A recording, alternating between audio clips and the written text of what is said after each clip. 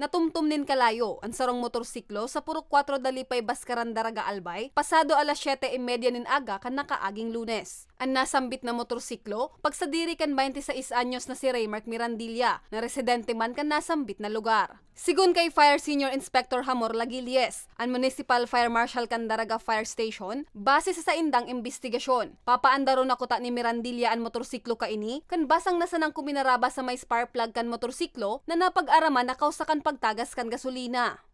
Na-find out natin na meron siyang flammable liquid leak. Yun ang nakapag-ignite kaya nasunog po yung motorsiklo. Nung nag-kickstart yung may-ari ng motor. So meron siya na leak doon sa karburador niya po.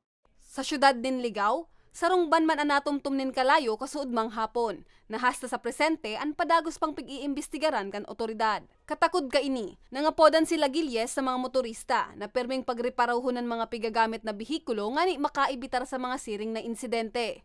Sa mga may-ari po ng mga motorsiklo, palagiin po nating regularly check yung motorsiklo natin kung meron siyang leak, especially doon sa may carburetor, malapit sa may spark plug. Kasi ito yung magiging cause ng sunog, pagka merong leak siya ng gasoline. And pag nag-kickstart tayo, siyempre mag-create ng spark from the spark plug and talagang mag-ignite siya.